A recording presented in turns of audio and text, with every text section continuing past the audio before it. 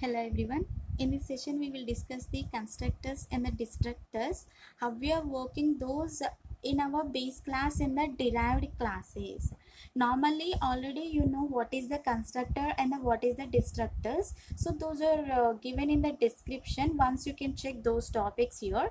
Okay, so your constructor is just here. It is initializing the member variables of the objects, and here whatever you have the destructor here, it is destroying the whatever is created by the constructor. The constructor is creating the, or else it can be initializing the member variables for the object, and the destructor is used to destroy the whatever you created by the constructors.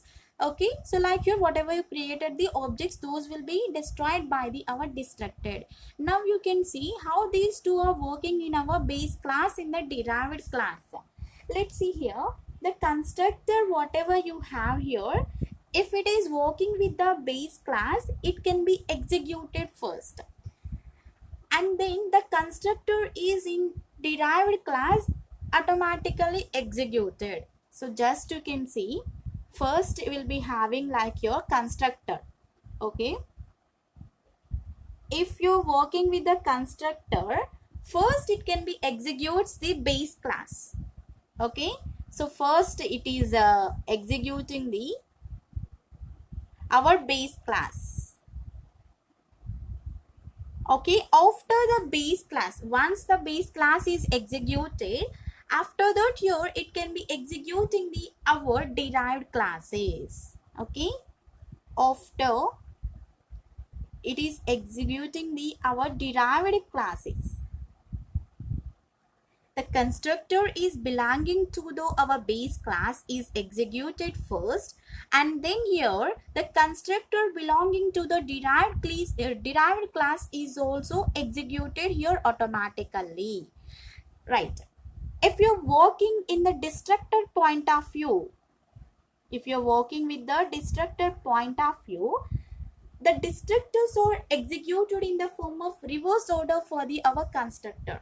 Here you can see the constructor is executing the first of all our base classes and after derived classes. So your destructor is a reverse process, means it is executing the first our base class, sorry, derived classes. It is executing the first derived classes. After that it is executing the our base classes. So simply you can see this is the reverse order for the our constructor. Right, the constructor is executing the first base class, after that it is following that here it can be derived, it can be performs the derived classes, and the destructor is the opposite for the constructor, means here the first it can be executes the our derived classes, following by it can be executes the our base classes. Okay, so you can see here how it will be performs in our programmatic. So mostly these will be happen into the our multiple inheritance topic is also given in the description part. Once you can check that one. So what is the multiple inheritance?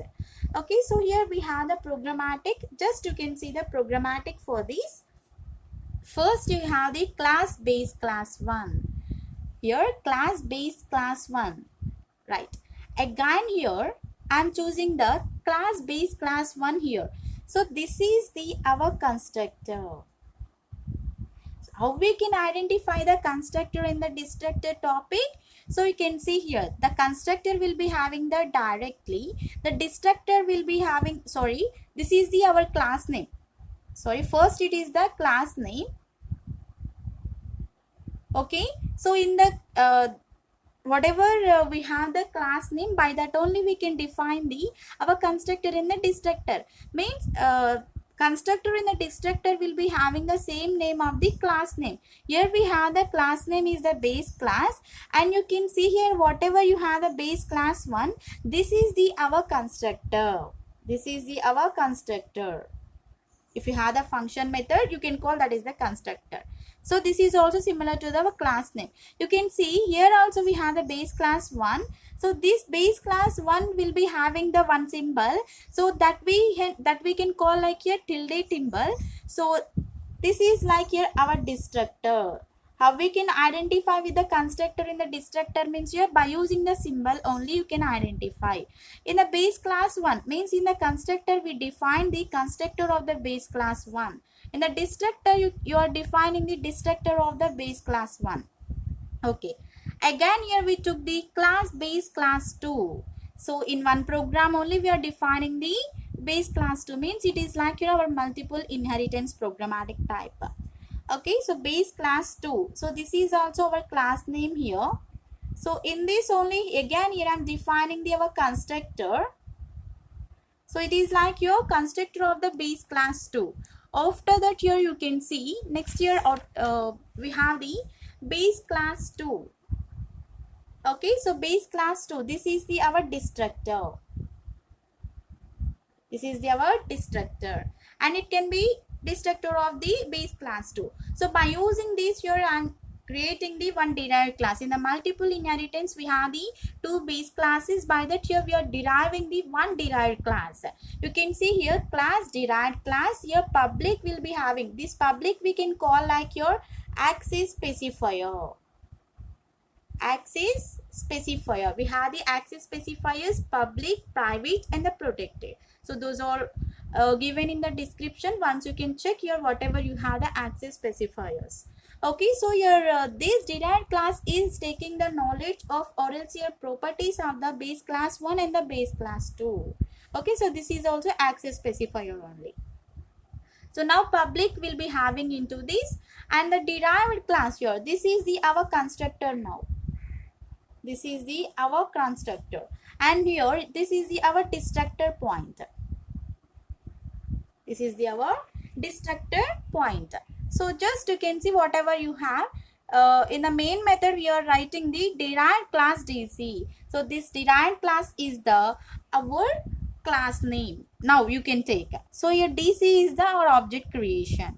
So by this here we are getting the derived class is taking the properties of the our base class. By that here you will get the our output. Just you can see what we will get the our output here.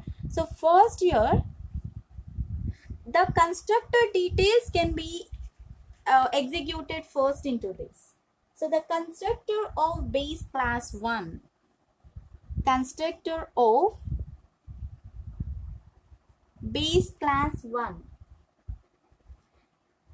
Okay, so this is the base class 1. After that here what we have, constructor of base class 2, constructor of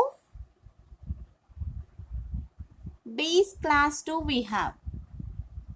And next here we have in the derived class, that is the constructor of derived class. You can see here the constructor is first executing the base classes. After that it is executing the derived class. You can observe clearly. And the derived class is the reverse order for the our base class, right? You can observe clearly here. So just you can see here the first it can be displaced like your destructor of derived class. First it is displaying the derived class. After that it is moving to the our base classes. Next here destructor of base class 2 and next destructor of base class 1. So you can see here the first constructor is defining in the continuation order. After that you can see the destructor, it is in the reverse order for the constructor, right? So 1 2 after derived class after we got the 2 and the 1. So like this here we can work the our constructors and the destructors in our base class and the derived classes. Thank you for the watching. If you like the video, subscribe to my channel.